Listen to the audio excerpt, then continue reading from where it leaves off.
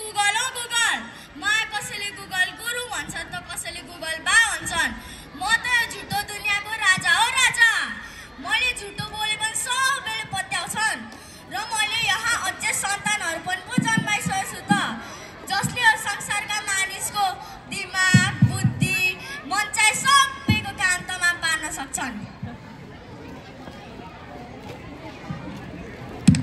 म चाहिँ फेसबुक, यो सबै सोसल मिडियाका एनिमलहरूलाई त म यत्तिकै हराइदिन सक्छु। अनि अझै एउटा कुरा भनौँ तपाईँहरूलाई थाहा नपाइकन तपाईँहरू मेरो कैदखानामा हुनुहुन्छ।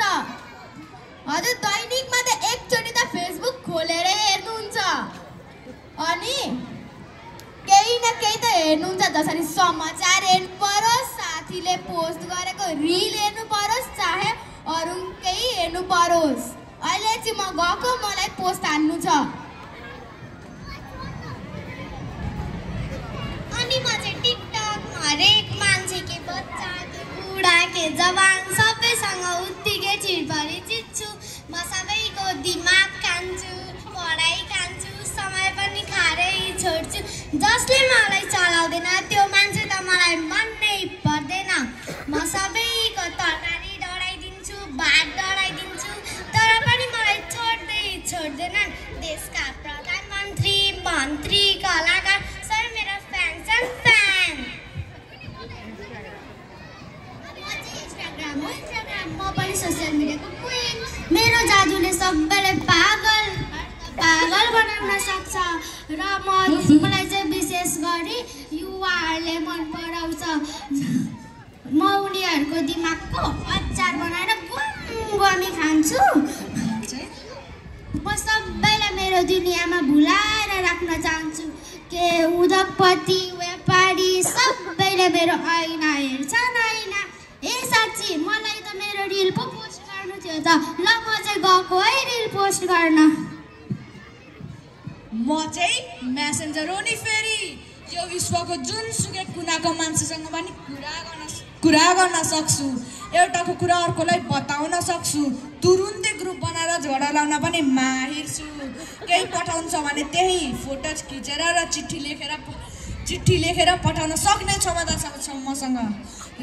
मेरो भित्र मान्छेहरू विभिन्न आइडीहरू बनाएर मान्छेहरूलाई स्क्याम गर्न सक्छन्। म चाहिँ गएको है स्क्याम गर्न। कति राम्रो बच्चाहरू। मलाई बच्चाहरूको दिमाग खान मनपर्छ। यिनीहरूको दिमाग र मनलाई आफ्नो कन्ट्रोलमा राख्छु। मेरो दुनियाँमा के आइडिया देऊ न गुगल बा। तथास्तु। थ्याङ्क यू गुगल बा। अझै थरीको गेम बनाएर यिनीहरू बच्चाहरूलाई आफ्नो कैदखानामा कैद गरेर राख्छु। कसैको खर्च बढाउँछु, तनाव बढाउँछु, अनि पढाइ चाहिँ घटाउँछु। तपाईहरुलाई एउटा नमुना हेर्न चाहनुहुन्छ? हेर्नु न त।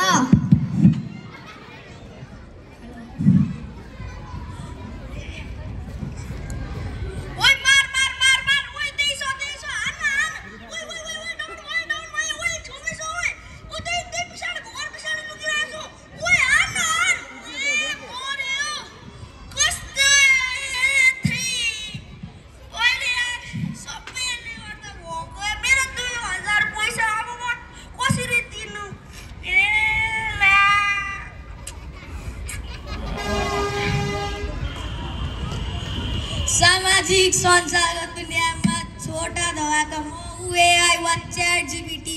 मेरो जन्म यसै साल भयो नि। सोशल मिडियाका सबै एनिमल्सलाई म काम गराइदिन्छु। म हु लायन।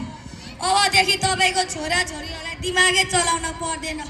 म हरेक कुरा 2 सेकेन्डमा बताइदिन। म हु छोटे राजा।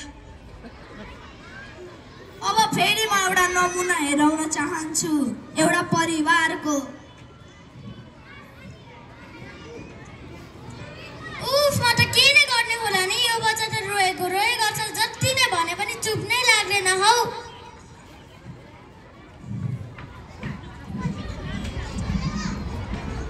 आमा कहाँ हुनुहुन्छ हौ?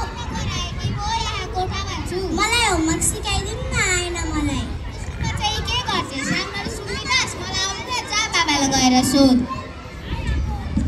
बाबा मलाई होमवर्क सिकाइदिनु। मलाई अफिस जान ढिलो भइसक्यो। अहिले मेरो काम छ, भरे बेलुका सिकाइदिन्छु ल। नाइ, मलाई स्कुलमा पनिस गर्नुहुन्छ, सिकाइदिनु न क्या। म भ्याउँदिनँ अहिले, आमाले भनेन हौ। आमालाई आउँदैन रे। त्यसो भए कापी घरमै छुटेछ भनेर त आज भरे बेलुका सिकाइदिउँला। हुन्छ। उफ, म त के नै गर्ने होला नि, जति भने पनि चुप नै लाग्दैन यो बच्चा। होइन, यो बुहारी पनि कहाँ नै गएकी छे। बुहारी यता आऊ त। हजुर आमा। यहाँ हेर त, यो बच्चा कति बेरदेखि रोएको रोएछ। मैले जति नै भने पनि चुप नै लाग्दैन। यसलाई भोक लागे जस्तो छ। लैजाऊ त, केही खुवाऊ। खुवाइदिनुहोस्। एकछिन बच्चा हेर्दा झर्को मान्नुहुन्छ। आयो बच्चा पनि कति रोएको, खाना खान पनि मान्दैन, मोबाइल हेर्न मात्र भन्छ, मोबाइल देखायो भने मात्र खान्छ, नत्र खाँदैन। हो, यो सबै तिमीहरूले नै गर्दा हो नि। अब यस्तै भन्छौ, जतिखेर पनि मोबाइल हेर्छौ, ल्यापटप हेर्छौ, टिकटक चलाउँछौ। बच्चाले जे देख्छ त्यही सिक्ने होइन र। जाऊ, त्यसलाई मोबाइल नै देखाएर भए पनि खुवाऊ। ऊ अघिदेखि रोइरहेछ। हुन्छ आमा। आमा भोक लाग्यो, खाजा दिनु न। बिस्कुट चबट्टामा झिकेर खा। सधैँ यस्तो खानेकुरा दिन्छौ त बच्चा कहाँबाट स्वस्थ हुन्छ? यता उता नानी, तिमीलाई फलफुल दिन्छु। हेर बुहारी, नानी पहिल्यैदेखि नै बिरामी छे। उसलाई अझै त्यस्तो खानेकुरा दियो भने ऊ झन् बिरामी हुन्छ। अबदेखि उसलाई त्यस्तो खानेकुरा नदेऊ है। हुन्छ आमा। हिजोको होमवर्क आजको होमवर्कमा त कहिले गर्नु, अल्छी पो लाग्यो। भने बाबा हेरेर सिकाइदिन्छ। एकछिन मोबाइल हेर्नु पर्यो। छोरी कति मोबाइल हेरेको थियो? होमवर्क छैन तेरो, होमवर्क गर्न जा। त्यही होमवर्क नआएर त गुगलमा खोज्दैछु नि आमा। छिटो गर है। हुन्छ। धन्न आमाले देख्नु भएन, म त गेम खेल्दै थिएँ।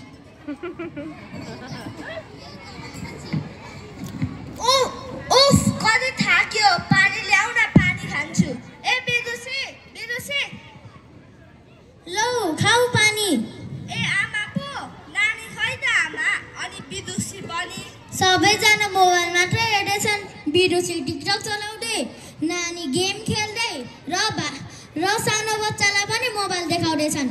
मसँग त बोल्ने कोही पनि छैन। तिमी आयो, अब तिमी अन्त ल्यापटप त हेर्ने होला नि, होइन र? होइन आमा। बिरुसी यता आऊ त। उफ, म त के नै गर्ने होला नि, सबैजना मोबाइल मात्र हेर्छन्। मैले बोलाएको पनि सुन्दैनन्। मसँग बोल्ने पनि कोही छैन, खानेकुरा पनि समयमा दिँदैनन्। उफ, म त के गर्छु होला? म त वृद्धाश्रम नै जाम जस्तो भइसक्यो। छोरा यता आऊ त।